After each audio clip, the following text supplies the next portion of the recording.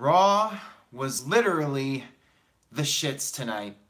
Welcome everyone to NoDQ Live here on NoDQ.com and the YouTube channel, youtube.com/AaronRiftNoDQ. The cat is already leaving because the cat does not want to suffer with tonight's Raw review. I should warn everybody, if you enjoyed tonight's Raw, you might want to turn off this video now. Now that I got that disclaimer out of the way, let's go ahead and break down this crappy edition of Monday Night Raw. Alright, so speaking of crappy, it opened up with the big dog, Roman Reigns, of course. Who else? Who else can debut on Monday Night Raw at the beginning of the show but Roman Reigns? Roman Reigns comes out. He cuts a promo as usual. Everyone in the chat room is making their own poop jokes tonight. Ken terminated by Google, $2. Were you embarrassed when Roman talked about Bob? So I was debating that with some people on Twitter.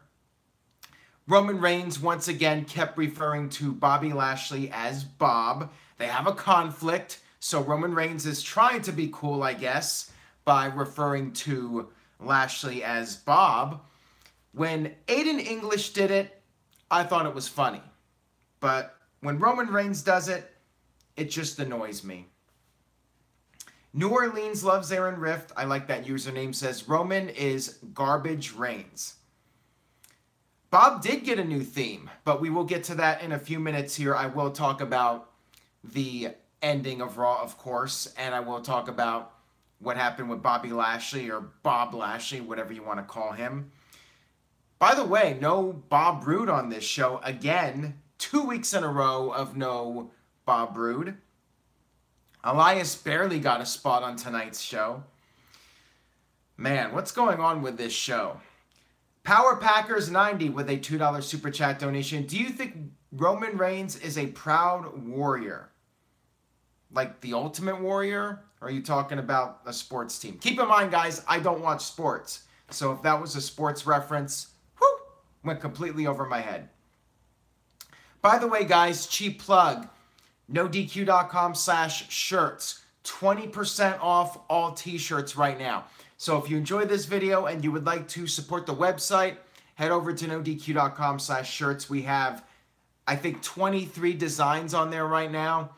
Everybody has a shirt. Kyle has a shirt. Kayfabe Candy Ass has a shirt. Big G has a shirt. Cindy has a shirt. You get the picture. Everybody has a shirt. So go over there. All this week, 20% off shirts. Jeff Meacham says, anybody who boycotts Raw shouldn't be moderating a Raw review show, just saying. Oh, here we go. The drama is starting in the chat room already. Oh, boy. And Gillamy B, not sure how to pronounce his name. This live chat is more entertaining than Raw. All right, so anyways, back to Raw. I know we have to talk about it. Roman Reigns talked trash about Bobby Lashley. And basically what happened here was we had the opening segment with Roman Reigns. And then Roman Reigns and Seth Rollins wanted a match of their own. Originally, it was scheduled to be Roman Reigns and Bobby Lashley against The Revival. But Roman Reigns and Seth Rollins wanted a piece of Drew McIntyre and Dolph Ziggler. And Ziggler and McIntyre had come out during the Roman Reigns opening segment.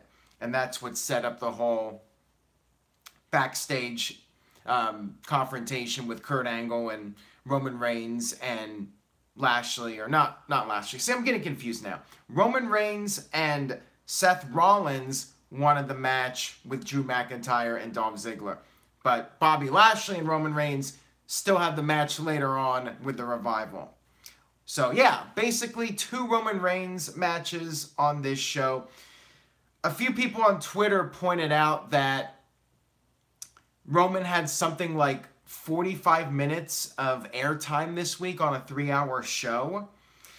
So yeah, tonight was a shit show, aka the Roman Reigns special. We had the first tag match. I'll just go ahead and talk about all the Roman stuff now and get it out of the way. Bradley says the video is dead. I hope he's not talking about this video. That would not be good.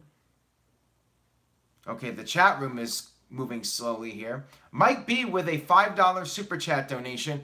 Thank you for answering my questions on NoDQ video. Much appreciated. Like Chris Jericho, Aaron Rift is the best in the world at what you do. Well, thank you for that, Mike B. I appreciate it very much. You were definitely one of my favorite NoDQ viewers. But then again, everybody in the chat room, everybody watching this on demand for that matter, is awesome in my book.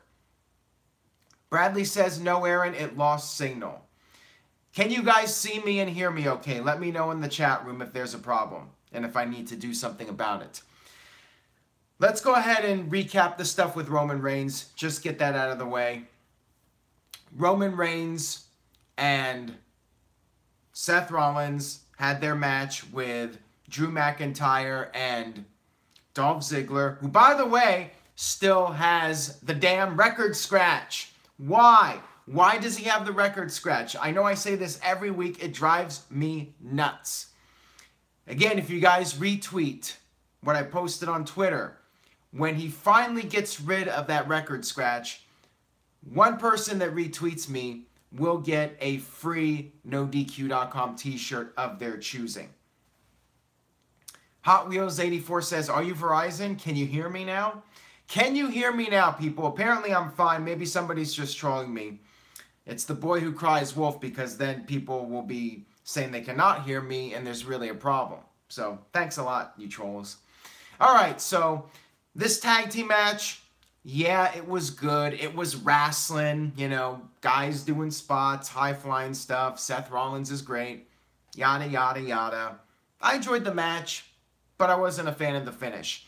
As I've said before, I'm not a fan of DQs during long matches because the fans get invested in the match and then you have a cheap cop-out. I just don't like it. In my opinion, it's fine to do DQs on shows, especially if you're building up towards a pay-per-view match. That's fine. Make the people pay for a full-length match on pay-per-view. But on television, when you make people sit through a 20-minute match and then you don't give them a payoff, I don't think it works well. I think the best thing to do is have a short 5-minute match, no commercial breaks, and then do the DQ. That way the fans don't feel as ripped off. And if they do feel ripped off, it's in a good way because they want to see the full-length match now. You already give them a full-length match, so what's the point? And you do a DQ and then you're saying, oh, by the way, watch the pay-per-view and then you'll get the full-length match. I'm just not a fan of it. As far as me getting invested in a match goes, I want to know there's going to be a decisive winner. So I'd rather they just do a short match and have a DQ. And then they did a second one. So that was the first match. We had the Revival come in for the DQ. I like the Revival, but WWE could definitely be utilizing these guys better as far as I'm concerned. Kurapika07 says 50-50 booking with the Revival. They win 1 week and then lose by DQ this week. Chris May said they did not mention Vader or Matt Cappotelli passing away. Well, they did show a graphic for Vader. I don't believe they showed anything for Matt Cappotelli. I'm not sure if they did, but I don't recall them showing anything. If they did, I missed it. So yeah, they did a DQ with the Revival, and that was obviously setting up the second match. Big G left a $2 super chat donation. Big G is here. Take 2 Tylenol for Raw and call me. Yeah, some good advice there, Big G. I should be taking my Excedrin before I do these videos. Actually, doing these videos is my therapy, just so I can blow off some steam and just rant about the show. Oh boy, don't go there, David McGinnis. You're going to stir up some controversy in the chat room. Oh, he already got timed out by Jeff for that comment. I'm not sure if you guys will be able to see it on the replay or not. I'm curious to know if the deleted message actually appears on there. Yeah, he literally, that message was up for like 20 seconds and then it got deleted and he was put in timeout. Nice knowing you, David McGinnis, but yeah. That's a dirty word with us on NoDQ.com. All right, so back to Roman Reigns. He got beat up by the Revival, and then that first match was, I believe, at the beginning of the second hour. And then at the beginning of the third hour, we had the second match, which was Roman Reigns and Bob Lashley against the Revival. And the storyline in this match was that Reigns was beat up from the previous match. He got attacked by the Revival, got hit with the finishing move, whatever it's called. I don't know what it's called.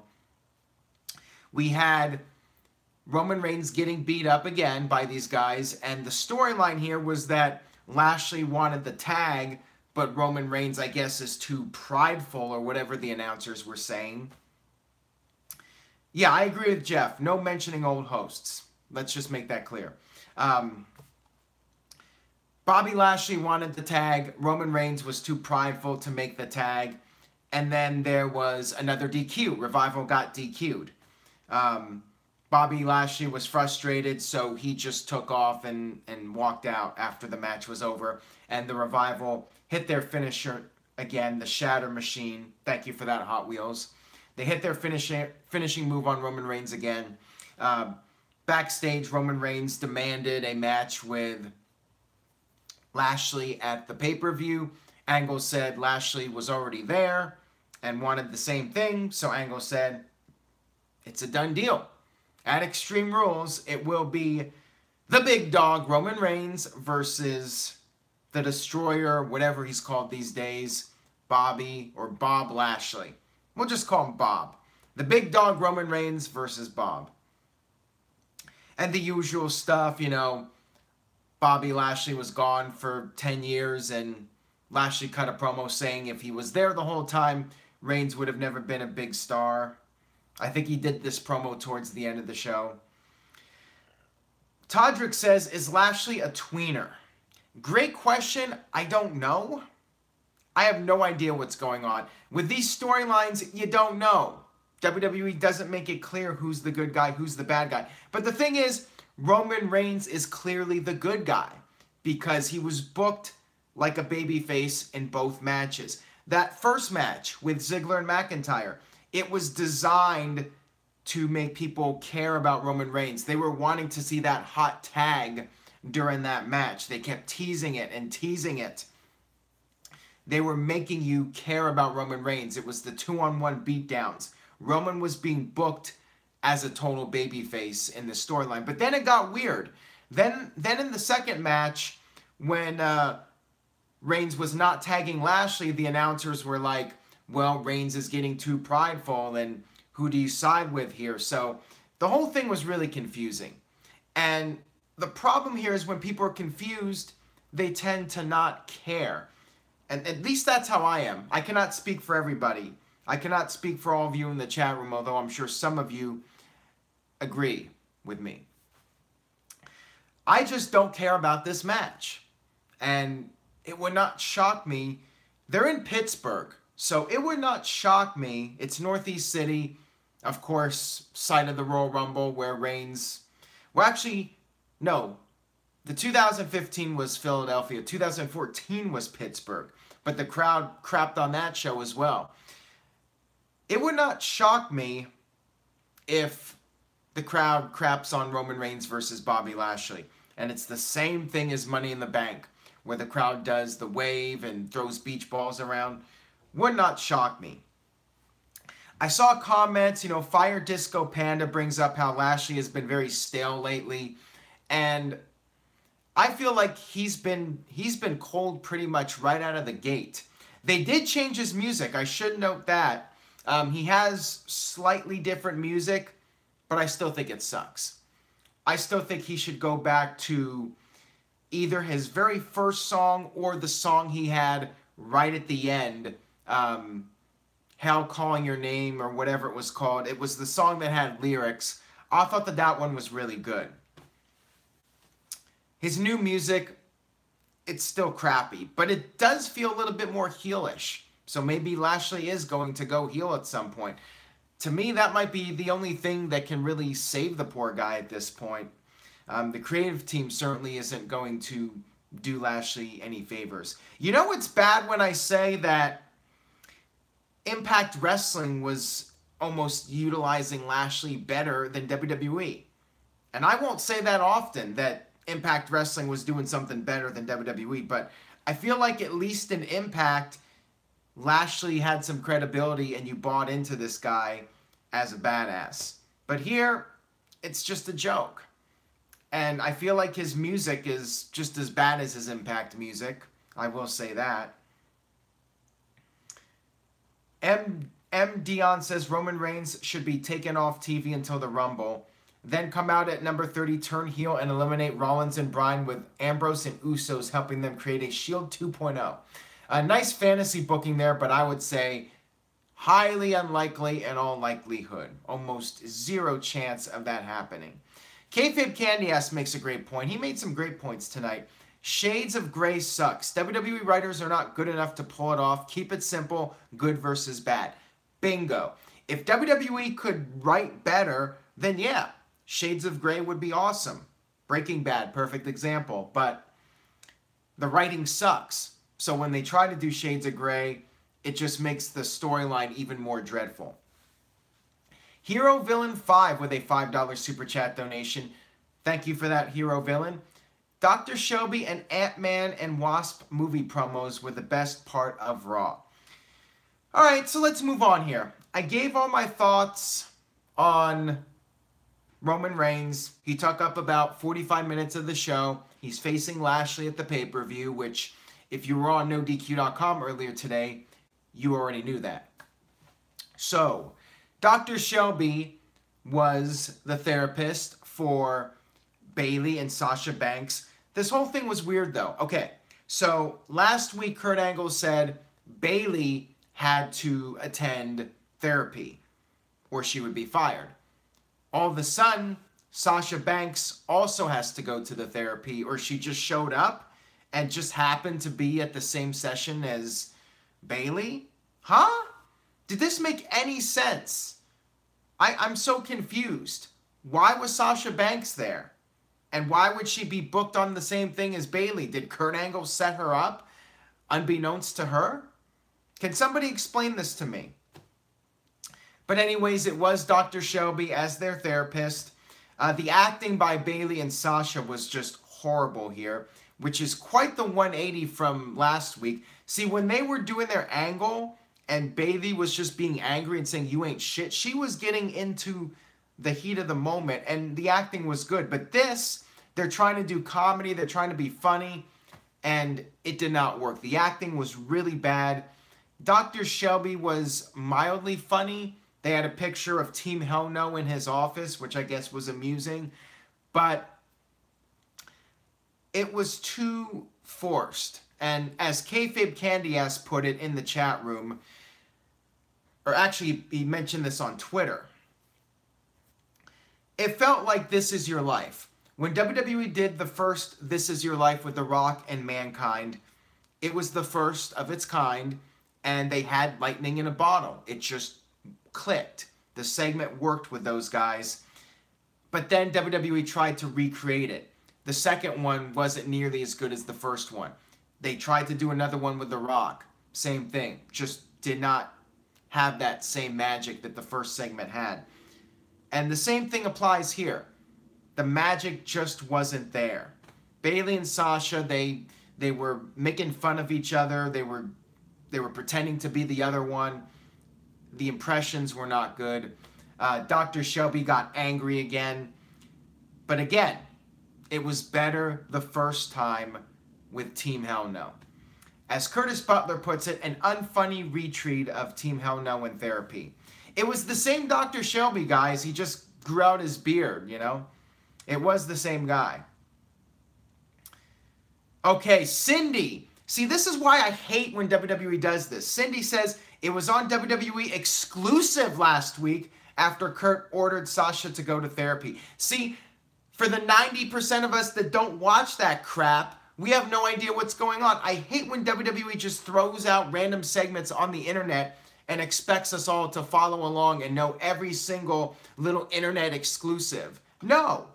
If it doesn't happen on television, it doesn't happen. It doesn't exist. Don't confuse people by saying, oh, by the way, there was an internet exclusive and that's when this angle was announced. I hate that. I don't hate anything. I intensely dislike it when WWE does it. Actually show it on television so people are not confused. How about that? I did not watch this little exclusive where Kurt Angle told Sasha to do therapy. Virtue says, but you want people to tune into NoDQ.com. What's the difference? The difference is I want money. So go to NoDQ.com so I can get rich. Thank you for that. I do have a bias. I admit it. Cindy says Dr. Shelby looked a few years younger with that facial hair. I guess so. Most of the time people look older with facial hair, but I guess in Shelby's case, maybe the facial hair makes him look younger. I have no idea. And we got people flirting with Cindy in the chat room. Very lovely. I do not hate anything. I intensely dislike things, but I do not hate anything. I do not hate anybody. I can be disappointed in segments. I can be disappointed in people, but that doesn't mean I hate them. So people sometimes take me the wrong way. I am incapable of hate. It is not in my being. I always have the positive energy flowing, except for when I rant about Raw, of course. Then I'm just angry. This is like my therapy. This is when I just rant and speak my mind and just let it all out. Uh-oh, somebody's going to get put in timeout for flirting with Cindy. Curtis Butler says, please don't flirt. Jeff Meacham accidentally deleted a comment. Ooh, we might have some controversy here. All right, so this went from being lotion to a mustard bottle, apparently. You guys are great. You guys crack me up. I was really disappointed with the Bayley and Sasha segment. I thought it could have been way more entertaining. I felt like it had potential, and I do like these segments that go on throughout the show just to keep people hooked. But they ended it like halfway through Raw. They should have kept it going through the entire show. And if they had better material, I think it would have just played out a lot better. Yeah, wasn't a big fan of it. And it's funny. Last week, that angle made me interested in seeing Sasha versus Bayley. This week, I'm back to no longer caring. I have no interest in seeing this match again. Yeah, Cindy is engaged, you guys, so better go easy on the flirting. Interstate Kyle says, I would love a bottle with a NoDQ.com logo on it. I'm sure you would. We should get some branded NoDQ.com toenails. I'm sure Interstate Kyle would love that. All right, so let's talk about the tag team match on the show. Actually, I think we did already. Trying to think where we're at this point. Okay, Matt Hardy. So Bray Wyatt has been injured. He was in a car accident. I believe the match is still on for the pay-per-view, so fortunately it was not anything seriously. Yes, any single ladies out there, all the single ladies, to quote Beyonce, feel free to flirt with me and Virtue. But everyone else on the NoDQ panel, Cindy's taken, TJS is taken. You can flirt, any ladies out there can flirt with me, Virtue, and Stefan. We are the Divorce Club. And maybe we will be getting a new member of the Divorce Club. Stay tuned for that. We're working on getting a fourth member. Make ourselves a little four horseman stable here. You guys can flirt with Jeff too. Add Jeff to the list. But ladies only. Kayfabe Candy Ass is also taken. All right, so let's move on here. We had Matt Hardy versus Curtis Axel. I was just bored with this because it felt like because Bray got hurt in the car accident, WWE had to come up with something here, and they just basically did the same thing as the previous week. They showed yet another video of Curtis Axel and Bo Dallas making fun, doing impressions of Matt Hardy and Bray Wyatt. And then we had another match, Curtis Axel versus Matt Hardy. Curtis Axel beat him 2 weeks in a row. Basically the same exact thing as last week. It was boring. They should have just left them off the show. Maybe give Bob Roode a spot on the show. Maybe actually do something with Elias. All right, let's talk about Elias now. Elias had a very brief backstage segment with Liv Morgan and the other one. Now I'm forgetting her name. Sarah Logan, I think. Don't hate on me if I'm wrong. They were not impressed with Elias. They were doing their usual degenerate DX knockoff stuff. Delinquent crap, whatever they were doing. By the way, no Ruby Riott on this show either. Apparently she got injured as well over the weekend at a WWE Live event. So we'll see what happens with her. I'm just really disappointed because it feels like ever since Money in the Bank, Elias is not getting a significant role on the show. Elias lost to Seth Rollins when I thought that would be a good opportunity for him to win the IC title, but instead it goes to Mr. Record Scratcher Dolph Ziggler. And now he's just been in a few backstage segments. Elias seems to have no direction right now, and you have to wonder, is something going on here? Or does the creative team just have nothing for him? Really sucks. They should have just done an Elias song instead of having Matt Hardy versus Curtis Axel again. Yeah, I know they have a pay-per-view match, but come on now. It's probably going to be the kickoff match. Why not just give the airtime to Elias? I mean, I feel like the guy's cooling off here. I feel really bad for the guy because, you know, for the longest time I was saying, you know, I feel like it's a novelty act, but he started to grow on me. And now I feel like he's going nowhere.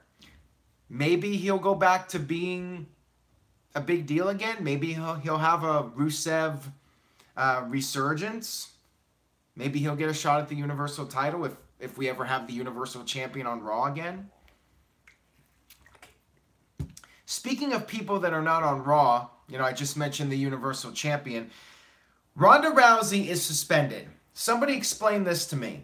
Ronda Rousey is suspended from Raw. However, she's allowed to be on the pay-per-view. However, she has to buy a ticket to the pay-per-view. I'm confused here. Okay. She's suspended for 30 days, which means her suspension would end after Extreme Rules. But apparently she's allowed to be there. She cannot be on Raw, but she can be at Extreme Rules if she buys a ticket. So, how does this make any sense? Could she just buy a ticket for Raw? They specifically said she's banned from Raw, but she can appear at Extreme Rules if she buys a ticket. Huh? This doesn't make any sense to me whatsoever. Why not just say her suspension is up, they're going to end it early or something? I don't know. She's going as a fan, but we all know what's going to happen here. She's going to do some sort of angle and get involved. It's so stupid. I'm not a fan of it at all. I just don't care about this feud either. Which is sad because I enjoyed the match at Money in the Bank. But I'm not feeling this storyline. We had Mickie James versus Nia Jax. Mickie did not even come out to her own theme song. She came out with Alexa to Alexa's theme song. So yeah, we all knew what was going to happen here. Nia Jax came out.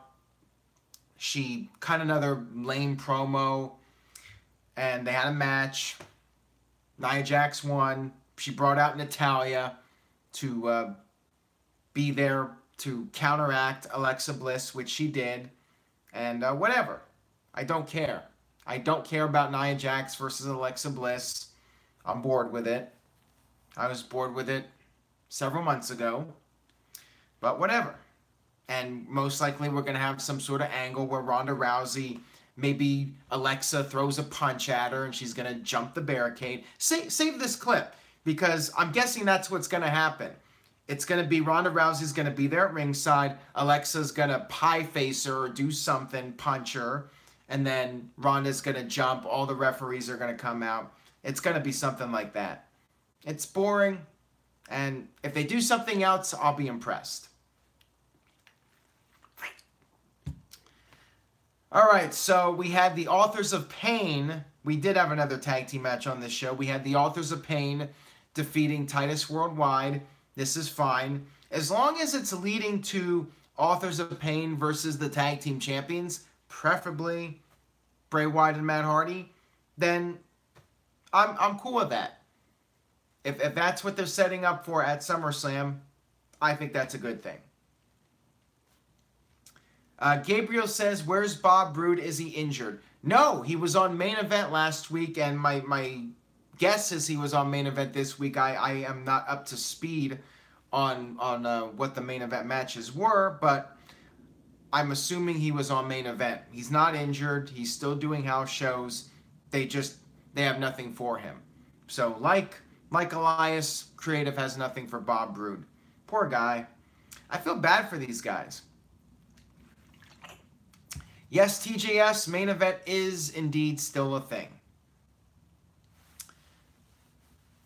Bradley says, don't care about the match no matter how many times they fight. Jinder Mahal was backstage, by the way. Jinder Mahal was backstage when Kevin Owens was cutting a promo. Jinder was doing his meditation or whatever. So, yeah, Mahal got his little cameo, and, you know, basically they got nothing for him either. Just threw him in some random segment just to get him on television. We had Kevin Owens earlier on the show arriving in his rental car, and there was a porta potty right there. So pretty much everyone figured out, all right, this is WWE. We know how they operate. That porta potty is coming into play later on the show. The main event, and I'll back up if I'm missing something. I'm sure I'm missing something. I always miss like 1 or 2 segments. It's a 3-hour show. Cut me a break here. The main event was Kevin Owens versus Braun Strowman, but it really wasn't a match. Did I talk about Mojo Rawley yet? I'm not sure if I did or not. I don't think I did. All right, I'll back up. We had Mojo Rawley against No Way Jose. Oh, and Finn Balor versus Baron Corbin. So let me back up a little bit before I talk about the main event. First, I'll talk about Mojo Rawley and No Way Jose. Not really a match. Mojo Rawley did have new music, which I think is an improvement over his last song. Still, nothing special in my opinion, but I do think it was better than the previous theme song. Anyways, Mojo Rawley still did not want to wrestle No Way Jose, so he proceeded to beat up the hamburger cosplayer, for lack of a better term. Remember when the bunny, Adam Rose's bunny, actually had a match? See, I'm wondering if it's going to be Mojo Rawley versus the hamburger character at some point, maybe as a kickoff match. Would not shock me at this point. Another feud I don't care about, just filler. We had the Constable Baron Corbin segment, I guess to set up a match with Finn Balor. Finn Balor came out. Baron Corbin wanted an apology because of what happened last week. They had their falling out. Finn Balor made fun of Corbin for having a lousy haircut and being dressed like some waiter from a restaurant. I'm not sure off the top of my head which restaurant it was. I'm sure somebody in the chat room will let me know. But basically, it was really lame humor. Making fun of Corbin for cutting his hair was weak, because I think we're all pretty much in agreement that it's better. Corbin looks better now that he cut his hair. It's not like when The Rock made fun of Big Show for cutting his hair and Big Show looked like a geek with a haircut. That worked. This did not, because Corbin looks better with the shaved head and Finn Balor doesn't have The Rock's charisma. This was terrible. And by the way, the restaurant was TGI Fridays. Stupid joke, making fun of him for looking like a TGI Fridays, the host or whatever, when you go into the restaurant. It was lame. It just made me not like Finn Balor because the comedy was so bad. Not much else to say about the segment. I'm sure they'll have a match. I'm sure it'll be good. You know, wrestling, they do moves. Everyone loves good wrestling, and they're good workers. So I'm sure they'll have a good match, whatever. Jeff Meacham just had a message retracted. Interesting. But yeah, I thought this was a bad segment. Now, let's talk about the main event, which was Kevin Owens and Braun Strowman. Darren left a $2 Super Chat donation. WWE thinks everyone has to be funny. Yeah, pretty much everyone's trying to be like The Rock at this point. WWE writers try to script these guys to have their funny shots at the other wrestlers and the bullying and all that stuff. The Rock used to bully people. Remember the announcers, Kevin Kelly, calling Kevin Kelly an ugly hermaphrodite and making fun of him for never getting any poontang pie. Today that would be constituted as bullying. The Rock picking on these announcers. But of course, The Rock had so much charisma back in the day that he could get away with it. But these other guys can't. Balor doesn't have The Rock's charisma. So when he goes out there and he does this comedy, it's just so forced, and the lack of charisma kills the entire segment. All right, enough of that. I've said my piece on that. Back to the main event. Bradley says smiling Finn Balor is so terrible he needs to be deleted, which I agree with. We had Kevin Owens basically run away about a minute into this match. There was pretty much no match. Kevin Owens decided he did not want to fight, so he ran away, and Braun Strowman ran to the backstage area, ran outside where Owens' rental car was and the porta potty. Strowman was looking around for him. The crowd started a porta potty chant, which I think is a first in WWE history, the first ever porta potty chant. Strowman was looking around, and then he went to the porta potty.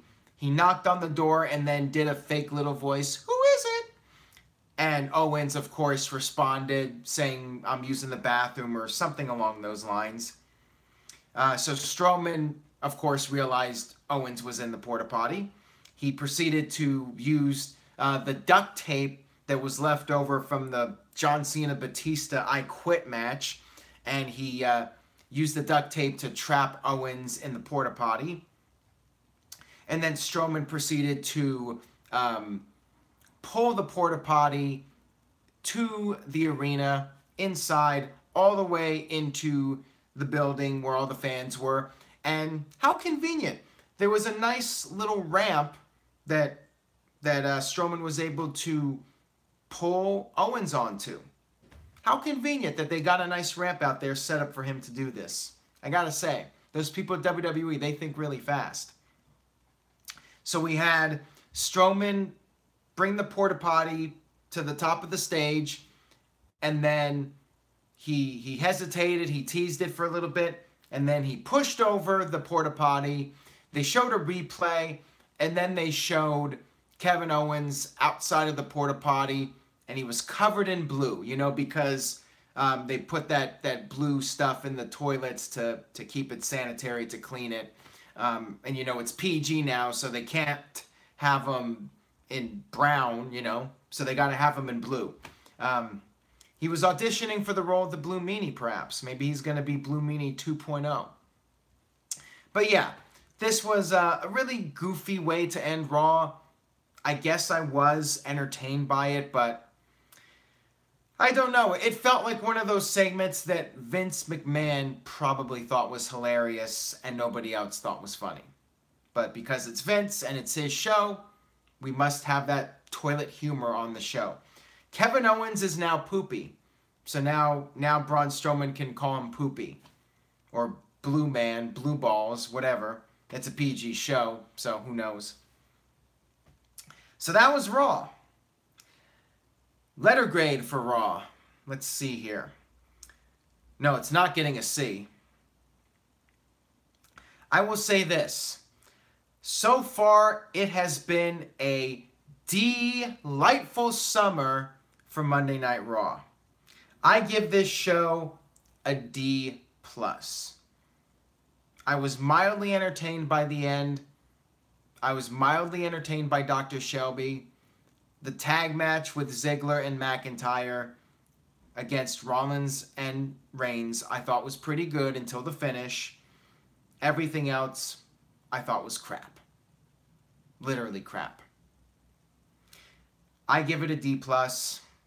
I have almost zero interest in Extreme Rules. No interest in Lashley versus Reigns. No interest in Alexa Bliss versus Nia Jax. No interest in Strowman versus Owens, quite frankly.